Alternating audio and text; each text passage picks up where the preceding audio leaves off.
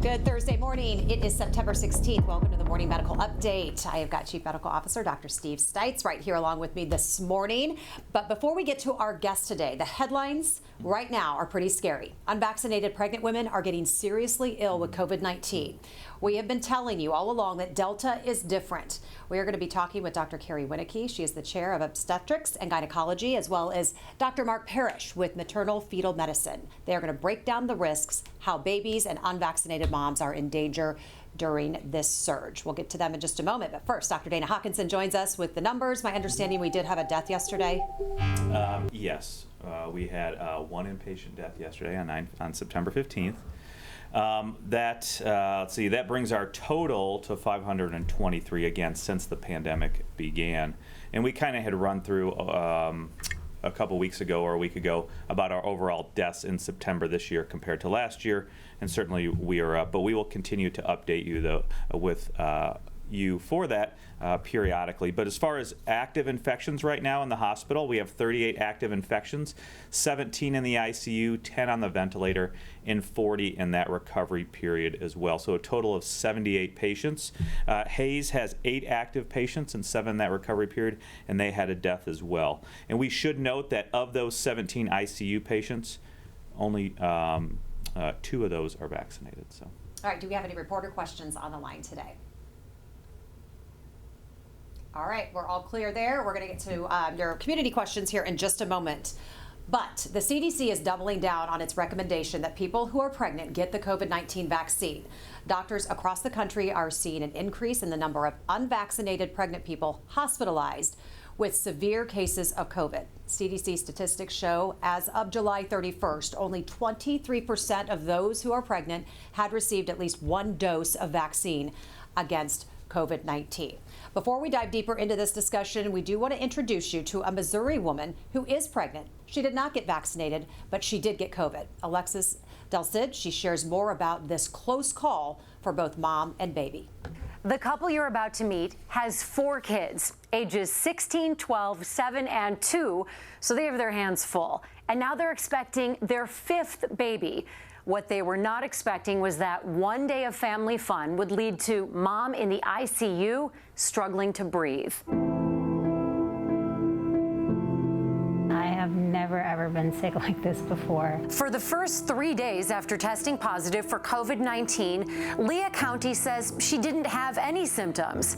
Then the nightmare began. I can't breathe, and I couldn't walk more than 2 feet before I had to sit down, and just catching my breath and just talking normally was like a challenge. They had me scheduled for the monoclonal infusion treatment for Thursday, but when I went in for the treatment, my oxygen levels were too low and my blood pressure was low, so they admitted me to the ER in Liberty Hospital. Her husband, Justin, thinks that Lea caught it from him after he took their 4 kids to Worlds of Fun for an afternoon unmasked. Shortly after, Justin says he and their oldest son got sick. I was just burning up, but at the same time I was freezing cold, and so my wife had me go get tested. COVID positive. Very unpleasant, but Justin says he and their son recovered on their own. Lea, 7 months pregnant, wound up in Liberty Hospital in the ER. They said that I had pneumonia. That same day, Liberty Hospital transferred her to the University of Kansas Hospital, where she was admitted into the ICU. The hardest part was not being able to see her for several days while she was in the ICU. Tough and terrifying for a couple that is now incredibly grateful that this story ends with their baby okay and them reunited with a new understanding of the dangers of COVID-19. We believed it was real. We didn't think it was fake or anything like that. I guess we just didn't have firsthand experience like this until we actually got it. Lea says a day after the monoclonal antibody treatment, she started feeling better, thank goodness. And we also know what you're probably wondering. Has this close call changed their feelings on if they'll get vaccinated? We asked. Justin says he's still reluctant. He says he still doesn't believe that there's medical data backing up the benefits of a COVID vaccine. Lea is still undecided, but she does have time to think about it because doctors say after monoclonal antibody treatment, a patient has to wait at least 3 months to get vaccinated. Jess, back to you. Alexis, thank you so much for that. All right, Dr. Stites, let's bring in Dr. Wienke and Dr. Parrish, the experts, to talk a little bit about this story. Dr. Wienke, I want to get your thoughts on what you think about that. Still hesitant on getting vaccinated even after this experience? Yeah, I mean, I think that'd be an interesting response after seeing your wife being transferred and transferred to the ICU and seeing how it can affect probably having some fear about your unborn child. But we know that there's a lot of fear and hesitancy out there. We hear it daily when we talk to our patients.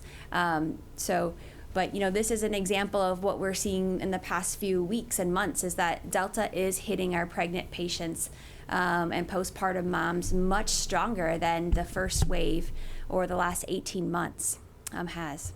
Dr. Parrish, what's your reaction to that? I mean, what are you hearing, and are you surprised that people are still hesitant after what seems like has been a while since the vaccine has been available?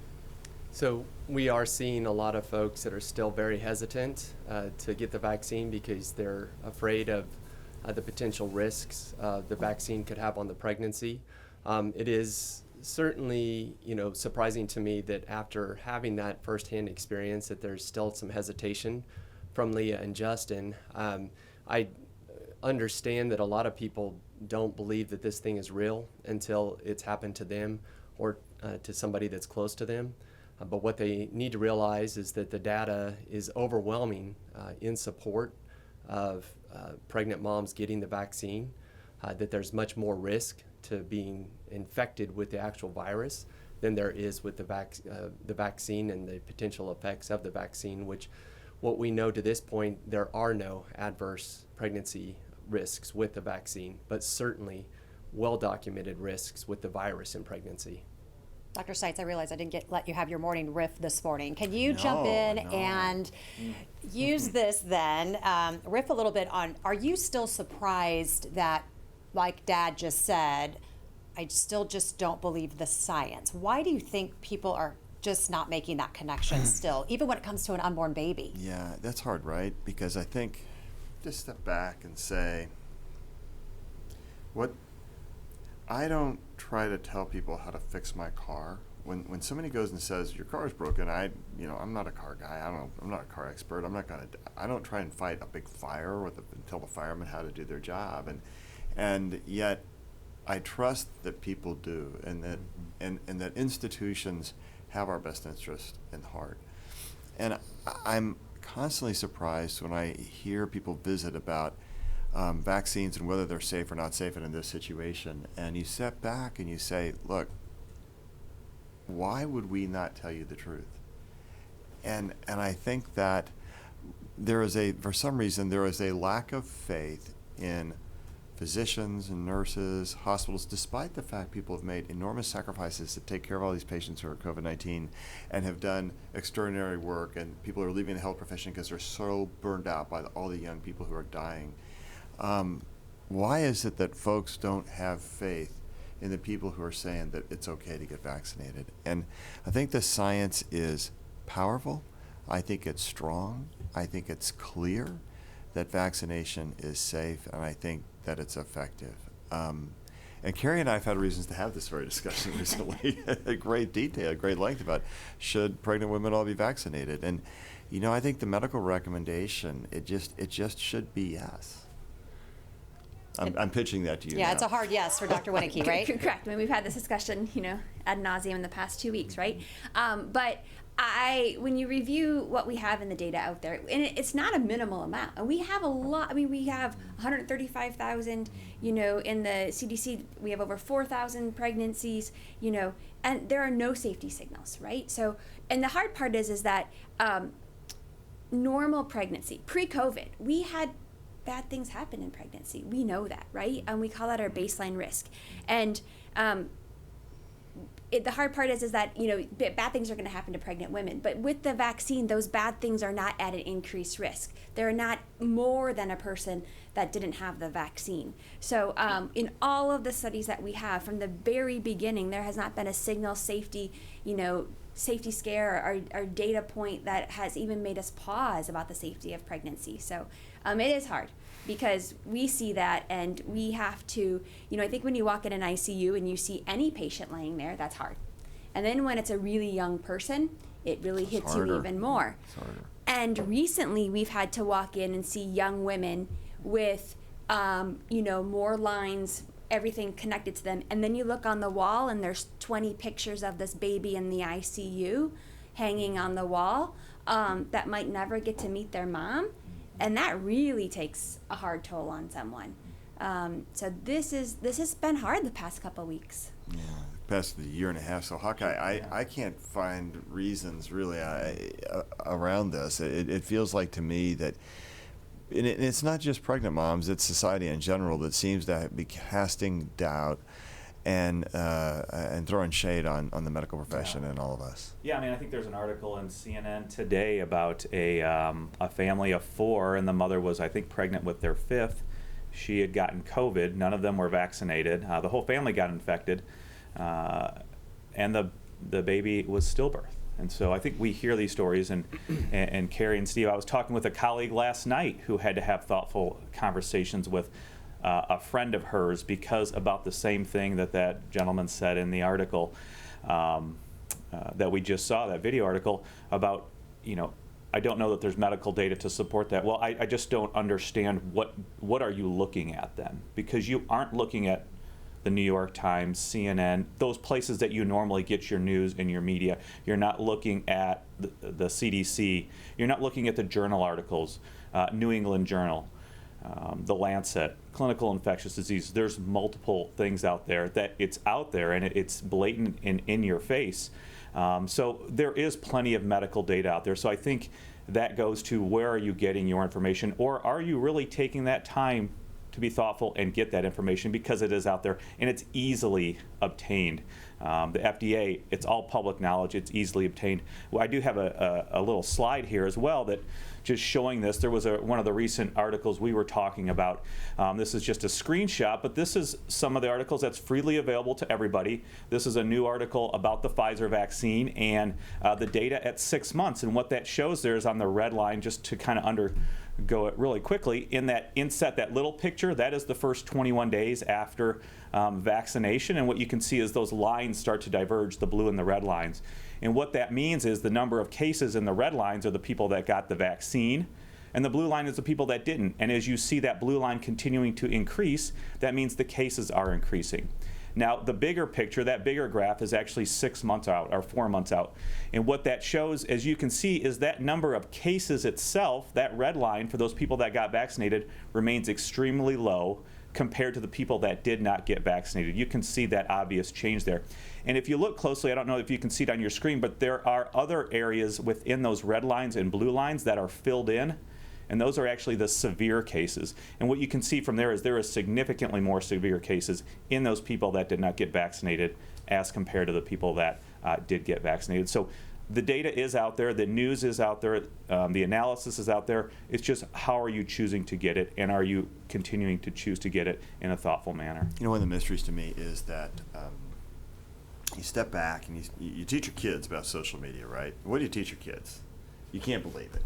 And when they start getting bullied, and people say things to them about them on social media, and your kids are crying and they're sad, you look at them and you say, you just can't believe that. People put all sorts of stuff on social media. Don't believe that. Don't let them hurt you like that. And then as adults, we turn right around and we believe what's out on social media. And people, don't let them hurt you like that. What are you thinking, right? Don't let them hurt you like that. Because the people who you're hurting are you and the people you care about. So stop that. You wouldn't let your kids do that. And then you turn around and you believe it. And here's the stuff you can trust. And you're like, yeah, I don't trust that. I don't believe it. They're lying. Really? Yeah. Really? Why are they lying? And I would say when why we saw those initial images, and part of that little part, that inset graph, was what was basically in the FDA briefs from Pfizer. It looks the same for Moderna as well. And what we said when we saw that first little inset was that vaccines work. As you can see, the bigger graph now, when they looked at their 6-month data, vaccines still work.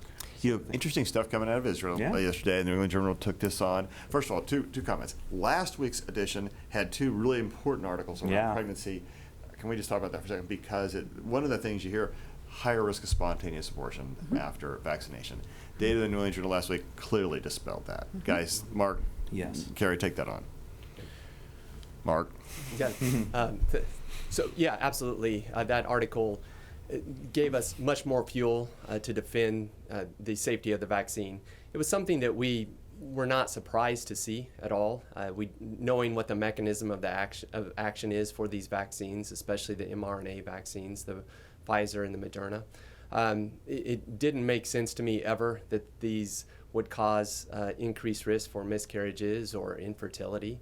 But now we're getting more and more evidence because of the safe vaccine registry that these pregnant moms are registered in here in the United States, and we're getting additional information from other countries, including from Israel and other countries across the world, that continue to bolster our knowledge and facts that the vaccine truly is safe. And on the contrary, we're seeing just as many articles that continue to add more and more information to the fact that pregnant moms, if you compare a pregnant mom to a woman who is her same age that's not pregnant, have a tendency to become much sicker. And we know that if you are much sicker, you're much more likely to come into the hospital. And all of us know that good things don't happen when you have to come into the hospital. Just to say that the stuff coming out of Israel is important because it also addressed this question of a booster dose, Hawkeye, and said, gosh, if we give a booster, people seem to have an 11 times increase in their antibody titers and 11 times less likelihood of infection and et cetera. Yeah. What we don't know from that data yet, though, is that is really true about everybody. And this is, I think, the CDC is talking about that over the next week because there is this concept of should we give boosters to the general public. The Israeli data, and there's a nice discussion in the New England Journal on the free podcast, and we can download a nice discussion about it. So, you don't really know who had the benefit because they haven't sorted out the data. So was this really, was this improvement in outcomes from the booster shot really driven by those who are immunocompromised or over 65, or was it true for everyone? Yeah. Because the data set was, look, overall, this is what happened. But what drove that data set to change? I'm going to speculate that it may have been those who are older and already immunocompromised, and that's why they benefited. And I think there's probably a role for a third shot in that. I don't think we know yet if there's a role for the third shot in the whole population. Yeah, I mean, I think we should talk about it because there were good articles that came out last night. As you said, I really enjoyed the Pfizer one at 6 months. And what we should say about that one is they did do different countries as well. And so we talk about the Israeli data because they have gone about this systematically and produced good data. But we also need to take that in the context of the world as a whole, in their country, in their population, in their geographic status. Quite a bit smaller than the United States as far as population geographic status. But also understanding that in the Pfizer article, they do have other countries. And you can see there a difference in vaccine efficacy as well. And I think that goes to the point of all of the countries are different. There are certainly consistencies we can draw through there. But just understanding that and moving on from that, just as you said, Steve, with the age, I think we are speculating, but with some of the articles last week, particularly, I think it was the VA study out of MMWR that showed an increased risk in that older age. I think we are speculating, but probably believe that there may be a booster recommendation for those in that older population, whether that's 60 and above, 65 and above, or 70 above. I think we need to wait and see what ACIP says. And can I just say that when they start talking about older age, I like the 65-year-old cutoff as opposed to the 60-year-old cutoff. Okay, we know. Just to say. Yeah, but then you can go get another booster. Yeah, that's great. I'm ready. It is my turn. I'm up right here on this program. You will see a booster effect in Steve Stites. Absolutely. Okay, I have a couple more mom and baby questions, and then we're going to get to some community questions for our docs today. Hey, Dr. Parrish, I'm going to let you take this one, but the CDC says that COVID-19 infections also increase the likelihood of preterm birth. Can you explain the impact of COVID on a baby while either in utero or after the due date due to an emergency delivery? Yes, so the whole impact of preterm delivery because of getting the COVID infection is based on one of two things. One, the impact of the illness on mom is causing her to be so ill that she may, and we've actually had this happen, we've had a mom that coded, and we had to deliver the baby to help with resuscitation of mom. Oftentimes when moms are coming in with this illness. They're coming in and being admitted because of a pneumonia. Well, pneumonia is going to affect that mom's ability to oxygenate herself. And if she can't oxygenate herself, then she's not going to be able to oxygenate her baby. And not oxygenating your kiddo is going to result in the baby being in distress.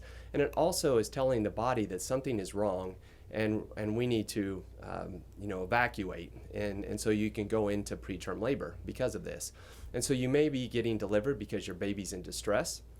You may deliver prematurely because your body is forcing delivery to happen early because there's something severely wrong with the maternal system.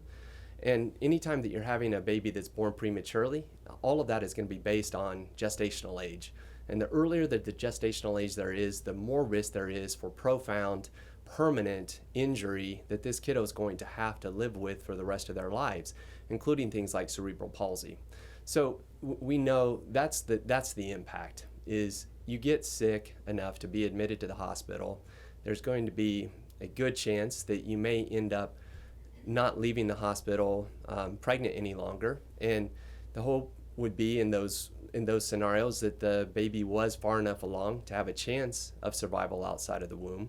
And secondly, that the baby was being born at a gestational age where the kiddo has a chance for survival without any significant impact on their long-term well-being for the rest of their lives. So who's more at risk, the mom or the baby, or is it equal risk just for different reasons? It's mom. In a sense, the primary issue is mom becoming ill. There are some reports out there of the virus actually being found in kiddos at the time of birth in those moms that tested positive for COVID, but that percent is low. So right now, we don't think that there is a direct effect of the virus on the babies per se, but the effect on the maternal system does have a direct effect on the baby's outcome. So back to the answer to your question, the primary effect is on mom, but mom is hosting this child. This baby is depending on the well-being of that mother. And if mom's not doing well, then baby's not going to do well. Dr. Wienke, what's concerning you most right now, different from this time last year when we didn't have a vaccine? Moms were having babies and the COVID was out there with no vaccine. Now we have a vaccine and they're not getting it. But what is really kind of keeping you up at night? Well, no.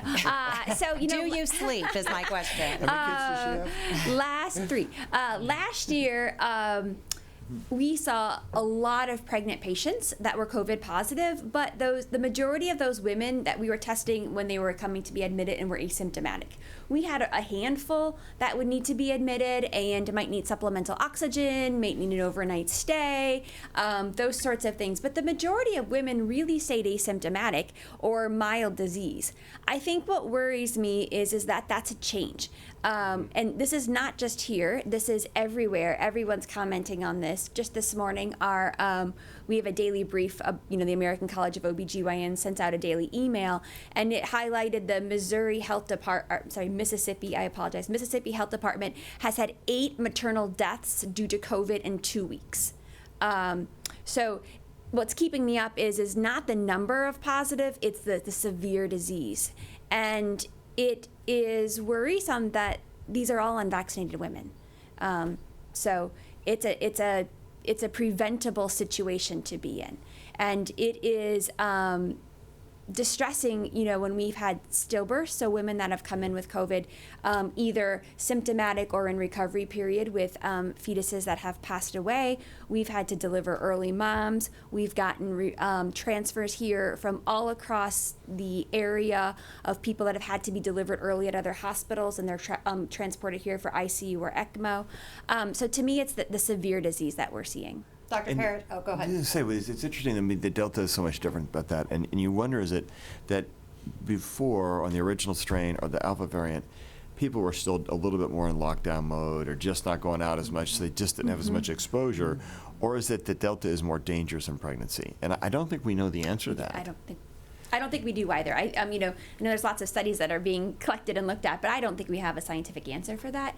I just can tell you the outcomes are different. Yeah, they are different. And on Huck, I'm going to speculate again. Oh, I know you hate it when I do that, but when you step back and you're like, even if you saw the number of pregnant moms who are positive, before Delta and with Delta, if you just looked at that subset, you'd say, of those who get to the hospital, the patients with Delta seem to do worse when pregnant than the ones who didn't have Delta, and that's just a sense I have. Is that would you think is that right? Yeah. You know, and I think we have seen data signals about that as far as risk of hospitalization seems to be increased. There are a few good studies in different countries and different populations that would support that as well. So, but I agree, I think we are still learning the full science and what exactly is it. But there are very good peer-reviewed published papers that would say that at least your risk of hospitalization is increased. And once you get into the hospital, your risk of having something happen is pretty great. You know, we know that there can always be complications whenever you come to the hospital. So it's much better to protect yourself and prevent this from happening, prevent from having to seek medical attention by getting vaccinated. Dr. Parrish, jump in on that one. No, I was just going to echo everything that others have said. You know, we personally have seen, and I know that you can't say anecdotal evidence is the best evidence. You need to have good, robust data. But without a doubt, we're seeing much sicker moms coming in during this Delta wave compared to the Alpha wave that we saw last year. That's our own personal experience and experiences that I have heard echoed from colleagues across the United States. So this is definitely a different virus. We don't have the data yet that's published, but I think that at some point we will. But I would say there's no point in waiting to be a statistic either. It's time to get vaccinated. Yeah, I'm sure you're tossing and turning a little bit too at night. And so do you have to have these conversations with your patients? Are you getting pushback from them? Have you been able to bring some people off the ledge and help them through the process? What's it been like? It's been fascinating because I've been trying to stay I'm very understanding of the hesitancy of pregnant moms. They want to do anything that they can to protect their babies. I get that. And what I try to counter, though, is with the data that we do have, not only that's published, but I mean, patients like to hear what we're seeing in our own patient population. And so I convey that information to them. And even with, giving reassurance that if you were my wife, my sister, a close friend, anybody that was close to me, and I would say you should get the vaccine, I still have moms that are hesitant to get it.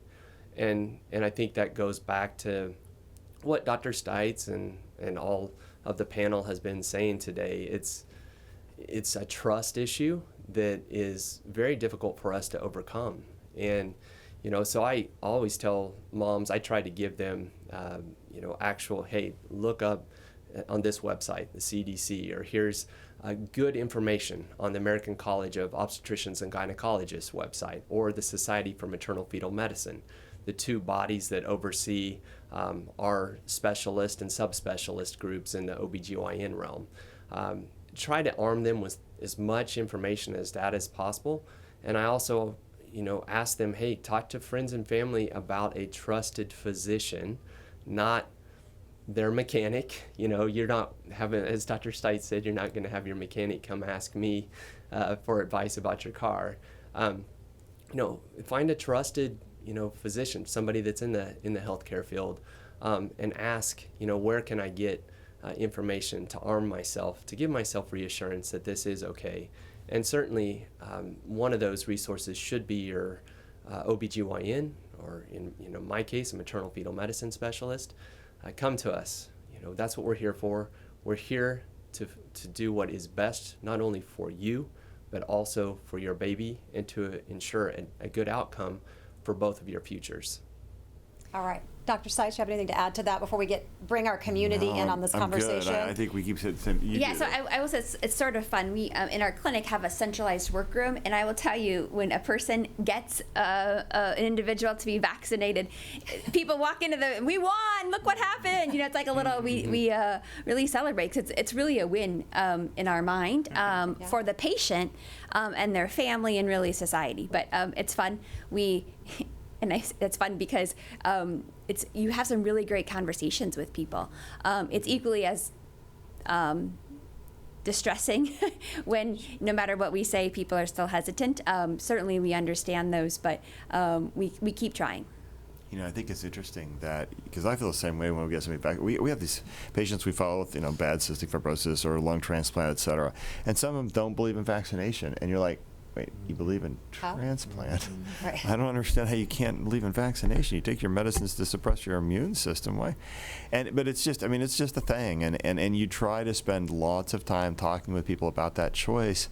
And sometimes you do get those victories. And man, that's a breakthrough right there. That's the word of breakthrough. And the other times you're just, you struggle with it. And I guess one of the questions I have to ask myself, what will it take for people to be convinced? There's a statistic today: 1 in 500 Americans has died of COVID-19. That's terrible, right? That's terrible. Repeat that number again? Yeah, I think I saw it. Let me verify it. Yeah, No, I just I'm interested. So 1 in But it was 500 not. It was Americans. not the most reputable source that I saw it at. No. So if it should be verified, but I saw But that. what was it about? What though? About 1 in 500 Okay, Americans that's what I have thought died you of had said. COVID-19. I just wanted to. That And just I'm sorry, is I jarring. know more than 500 people, and that means I know some people who've died. Wait, actually, I do know people who've died of COVID-19, and they're friends, and you're like, man, what does it take? What has to touch you to make you feel safe to be vaccinated? And you can argue all about your personal choice and things like that, but I keep going back to the same concept. It doesn't say I the one, it says we the people. We have to act in this together. Freedom with responsibility, not freedom in spite of responsibility. Us regular people have those wins too. I'll have a personal conversation with a friend or somebody you run into, and they want to start asking the questions, and I'm like, oh, I wish Dr. Stites was here. So I've got to always remember what you were saying. So it comes out in the same way you say it, and the same way Dr. Hawkinson says it. And I remember one day I was having a conversation with somebody, and the next day I get a text message, and she said, I got my first shot yesterday. And it was just like, oh, I got one. I got somebody to do it. So it was good, and they're doing really well, and everything's fine. So, maybe we should have one of these open mics. What did you call my program earlier today? I'm talking to people low. What would they call that program? Don't hit the mics, Dr. Stites. Yeah, get off the mic. Get off the mic, Dr. Stites, because I tendency to do this, hit the mic, and it bugs the guys in the control room and probably everybody out there and listen to the darn program. So the new program should be Get Off My Mics, with Dr. Stites. Mm-hmm. But ultimately, I wonder if we should bring some unvaccinated people in there and have a conversation in that program. Help them. And just see, guys, talk to us about why you don't want to do this, and let us talk with you with real data. And maybe we should try that. Okay, we'll work on that. All right. We will effort that. All Okay, right. Promise the community that you could ask some questions to our experts. So let's get to those right now. So Marianne wants to know, and Dr. Parrish, you mentioned this earlier, but she may have missed it. So if you could just repeat this. If a pregnant mother gets COVID and wasn't vaccinated, when her baby is born, is he or she going to be born with COVID, or has a possibility of that? I think the possibility, based on the data that we have thus far, is low, that the baby would be infected with the virus if mom were to get it. The concern really lies more with how sick mom were to get. And again, I'll just emphasize the fact that moms are hosts for this child that's growing in their womb. And if mom is not doing well, the child will not do well. And so it's more of not a direct infection that would cause problems with the child, but what happens to mom and her ability to not fully support and keep the baby healthy that's growing inside of her that would be the concern. Dr. Hawkinson? Yeah, and I think I would like to add too, I would agree with that, and please correct me if I'm wrong, but also, then baby does have a chance to get it if they are close to mom after birth. Absolutely. And mom still has active infection as well, because we know that intimate contact really soon after birth is extremely important for mother and baby development as well. Carol has the please, Dr. Parrish, go ahead. I definitely want to just say amen to that, Dr. Hawkinson. That's a very important fact that I should have brought up, that you are, that's an extremely important part of the newborn process, is being bonding with the maternal infant bonding. And absolutely these kids are at risk of getting infected if mom has had a recent infection during that time frame. So Carol wants to know, she says her daughter-in-law is 32 weeks. She is scared to get the vaccine for fear of harming the baby. Not a lot of clinical data. that she is seeing, and she fears she's of getting the vaccine and contracting COVID. She is stuck not wanting to make the wrong decision. She wants to know what data is published showing the vaccine is safe for pregnant women, assuming she would like to present this to her daughter-in-law to make her feel better about it. Yeah, so there's, at that gestational age, right? So that's third trimester. You can look at the CDC data that looks at if there is increased risks of preterm birth and stillbirth from the vaccine, and either of those two complications are increased amongst women that have had the vaccine. Both of those are increased risk if you do contract COVID, though. So that data is available, I think, probably easiest on the CDC from the VAERS and the vSafe data. Why are we seeing such an increase, though? Has there been a difference in increase in women who are pregnant getting COVID? Has there been an increase since? So are more women who are pregnant getting COVID than they did before? And I think the answer is yes. Correct, and severe disease, like we've been talking about, right? It's these women with severe disease, and that's what's leading to some of these complications. And the Delta variant is more transmissible, and you can't remove the societal thing, remember, because for so many months we were in sort of this lockdown mask mode, and then beginning last fall or last spring, March, April, all that began to come undone, and then we started seeing the rises in Delta across the country. So as you and I have talked about, there's a long-term effect. Plus, it takes a while to measure the effect because the people have to get pregnant in this new environment, and then they start having the complications. So does it have to do with Delta? Is Delta to blame for an increase? Well, I think what that was that earlier question we asked is, are we seeing it because the lockdown and infection control stuff has changed? Are we seeing it because Delta is more transmissible, dangerous, or is it all of the above? And I'm going to bet it's going to end up being all of the above. Yeah, I think that it is all of the above. Absolutely, there's a significant behavioral component to this.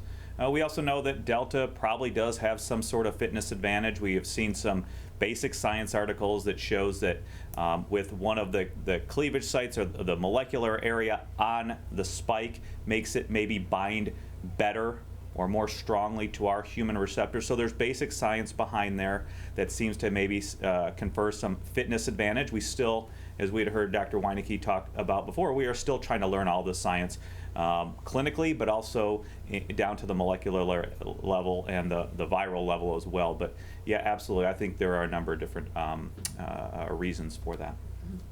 Okay, Isaac asked this question earlier in the week, but would like our two guest doctors to talk about it as well. But he says, from what I've read, the myth of the vaccines causing infertility came about because of the spike protein sharing some amino acid sequences with the protein in the placenta. Okay, that's very scientific.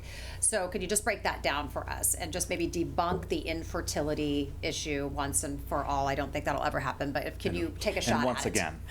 Correct. So this is the hard part because it's hard debunking something that has no scientific data whatsoever. So this is the hard one, I think, because I don't know what to debunk. But so there's two different things I think that brought this up. The first is a Facebook post from an old Pfizer employee that was fired that brought up the spike protein was similar to, first of all, ovarian spike protein, and then second of all, the second wave of myth is its similarity to the placental binding spike protein that makes the placenta bind in the attached to the uterus. There's no scientific data to either. We have no data at all to support any infertility concerns in men or women. We do know that infection, anytime someone gets an infection, that can cause a spike of a sort of illness that can cause some transient infertility, but nothing at all with the vaccine. So I can't even tell you a study because there's nothing there. There's nothing there. Dr. Parrish, why does this keep coming up? We get these questions a lot. People still want to know. What can you add? Well, I think it's fun for some folks to toss out these crazy ideas for people to debate, but it's infuriating on our side of the tracks to have to continue to defend and say that none of this is true. And so, I think that everybody likes a good debate, but this is something that is overwhelmingly, we can prove there's no evidence that this is going to cause infertility, nor should it cause any problems with the placenta. And correct me if I'm wrong, I'm not the infectious disease specialist here, so Dr. Hawkinson, please correct me if I'm wrong. But I mean, once that vaccine, as soon as it's in your system, it's talking to your immune system and saying, hey, read this message. And then that message, it's doing its best Mission Impossible movie and self-destructing. And so my thought is, it can't stay in your system long enough to even get near the placenta or the ovaries. And in addition to that, you've got a placenta that has a lot of defense mechanisms of its own that would prevent any significant, crossing of that mRNA into the kid's system. So it just doesn't make common sense or common biologic sense to me. I think that is a great point you bring up about the mechanistic reason that would happen. You're exactly right. Basically, the vaccine is injected into your deltoid, your muscle in your shoulder. It gets taken up locally by those muscle cells, but a lot of that fluid and that vaccine that is injected is then taken up by cells that go to those lymph nodes that are right in your armpit. And that's why we've had stories and we've seen stories about people who have swollen lymph nodes under their armpit. That's because that's where all the immune response is taking place. Those B cells and those T cells are really activated in that area. There's really no mechanistic reason why it would go to your ovaries, or if we saw that tweet, I think, from Nicki Minaj about somebody she knew had swollen testicles. There's no mechanistic reason for that. And even Dr. Fauci said no. So you're exactly right as far as that goes. But let's just say there's just no proof, right? It's like people make stuff up. It's like my saying, look, Spock's going to get swollen testicles because he took the dadgum vaccine, even though he's half Vulcan and half human. I mean, you just get some point. Spock's not going to get swollen testicles. People don't get swollen testicles from the vaccination. That's called orchitis. Orchitis occurs all the time, post-viral illnesses. That's not uncommon. Yeah. Stop it. We just have to stop it. Okay. So I'm done. Some people just aren't ready to hear swollen testicles. Yes, early in all of that reaction occurs. It's very early. I have not had enough coffee. I know this is regular dinner time talk for you. It is in our house. I'm sure Dr. Parrish, Dr. Wienke, Dr. Hawkins, they have all sorts of weird conversations. Okay. Yeah. Live long and prosper. That's right. Okay. So Natalie has this question. Can we just talk in general about protecting baby at home and around family members once you bring your baby home? I don't know if they were anything like me. I had hand sanitizer at every door, at every end table. And you're not obsessive, are you? Not at all. And didn't want anybody too close, and everybody had to wash their hands. Is it kind of similar now, Dr. Wienke? Yeah, and I think this is also probably the second most common question we get. What do I do about grandma who isn't vaccinated, and those sorts of questions. Get grandma vaccinated. Pardon me? Get grandma vaccinated. Correct. That is the number one response. But it's being cognizant of who is around your baby who has a not vaccinated state yet, and who's coming around if they are vaccinated, and then back to the pillars of infection control, right? Washing hands, wearing masks, staying distant. My neighbor about 2 months ago was really cute. They had this driveway all set up, and I was walking, and the family was in a semicircle, and they put this baby seat in the middle, and it was like welcome home, baby. But I think to me, it's are they vaccinated? Are they willing to mask? Are they washing their hands? Those sorts of questions are important now, and then it's up to the family to decide. If a family member isn't vaccinated, are they going to say no? So should everybody just be masking around a baby right now with Delta, with COVID? Always masking? Or if people are vaccinated, could they be maskless? I think to me, I would say that, the baby should be treated no different than anyone else. So if you are vaccinated, the recommendation is that you don't need to be masked. Okay. Megan says, what about blood clots for women who are pregnant? Adding a vaccine to that. Why is it contradicting to have the MMR during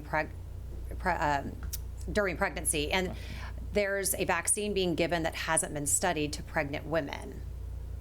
I think Hawkeye needs to help us take on this question because about MMR and pregnancy. Let's take that on and let's talk about the safety data and the signals we're seeing around pregnancy and COVID-19. Yeah, I'll throw that to our guests as far as MMR in pregnancy. I mean, it is a live vaccine. virus, so that could affect it as well. So we don't give MMR in pregnancy because Right. it's a live vaccine. It's one of the few that we don't give in pregnancy. So that's why you don't get your MMR until postpartum if you need it. So a live vaccine, just so our audience understands, what's what we call live attenuated vaccine. So we give you the virus, but the virus is supposedly been disabled to cause the full amount of disease, but it still gets an immune response. The problem is that, but in pregnancy can be a problem. And I saw Dr. Parrish shaking his head. No, I'm just affirming everything that you guys are saying, but I'm also trying to guess what the question, the person that was asking the question may have been getting at. I think let's clarify it first of all. So the messenger RNA, which is the Pfizer and Moderna vaccines, and the J&J, those are the ones in the United States that are approved for use.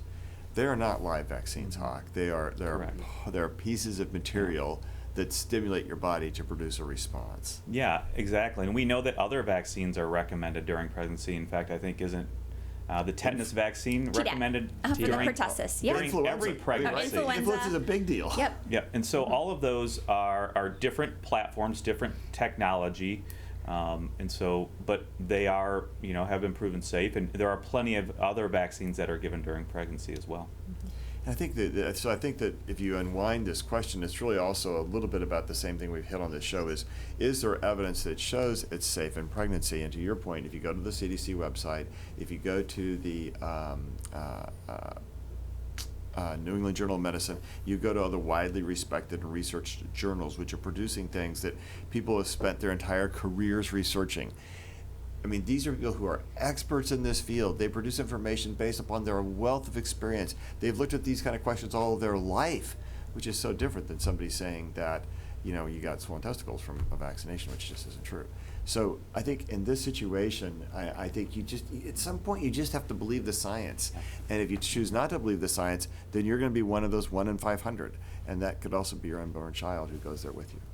Couple of last quick questions. Mary Ann is asking, and I don't know if this is a question we could answer, have there been any pregnant women who have died of COVID at our hospital?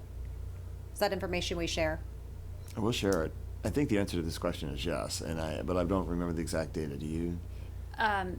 So postpartum. So if we consider in the postpartum period, then the answer would be yes. Yes. Yeah.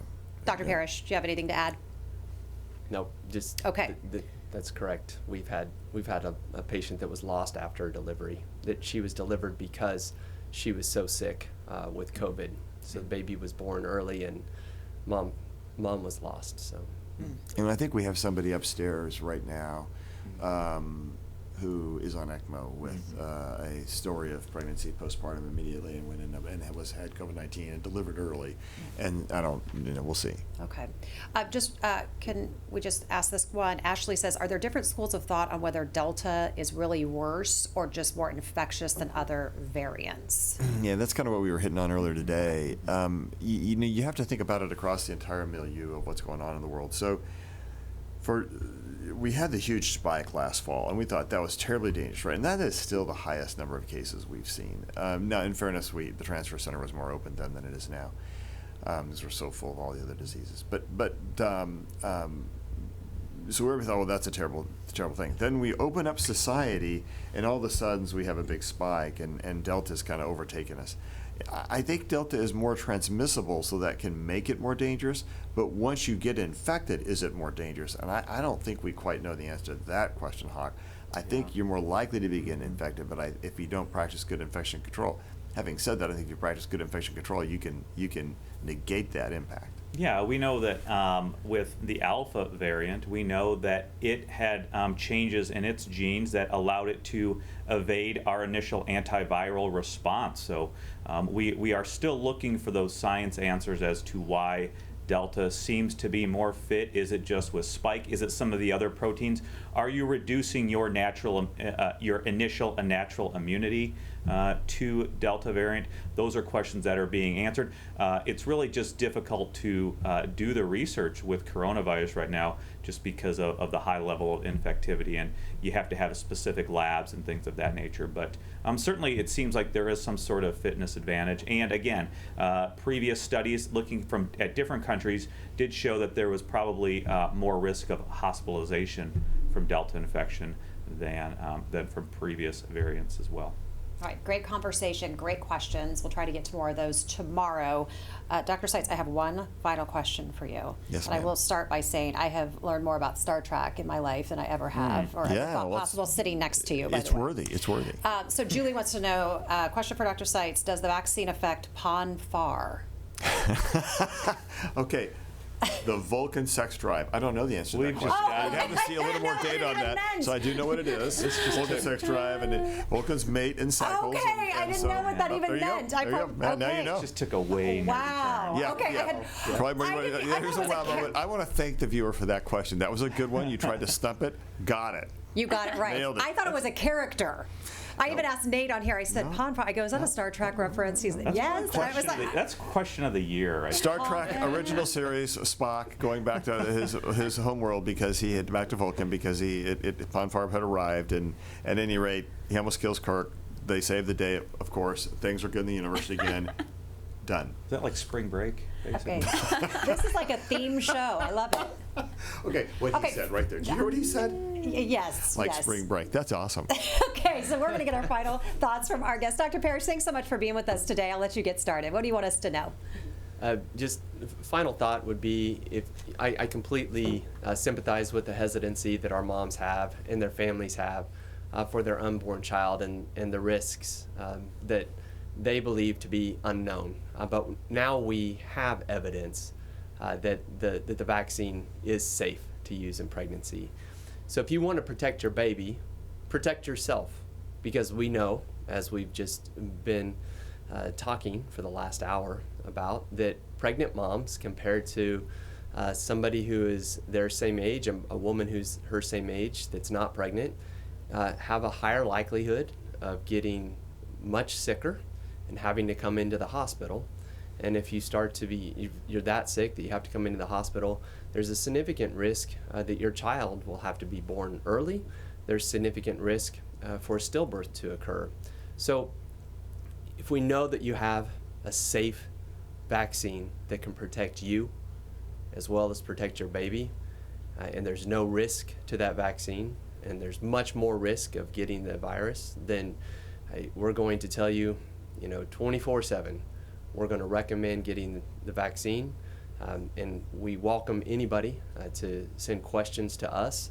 We'll provide you with references that are legitimate references in order to give you reassurance. And in addition to that, and I'll stop talking because I've probably gone past my time already, but we know that the antibodies that the vaccine produces in the maternal system will cross over through the placenta as well as through the breast milk and convey protection to your baby. So not only are you protecting your baby by protecting yourself while you're pregnant with that child, but you're also protecting this kiddo to the external environment that he or she is exposed to with people that are unvaccinated that could become sick and could infect your child. And so there's multiple reasons for you to get the vaccine. We're going to tell you to get it every day. Protect yourself and you protect your baby. Thank you so much, Dr. Parrish. Dr. Wienke, your final thoughts? Yeah, I mean, exactly what Dr. Parrish said. So, no doubt in our mind that the vaccine is safe and would be recommended for all people over the age of 12, and that includes our pregnant and breastfeeding or thinking to become pregnant patients. If, as also Dr. Parrish said, we have reputable and evidence-based answers and resources that we are more than happy to share.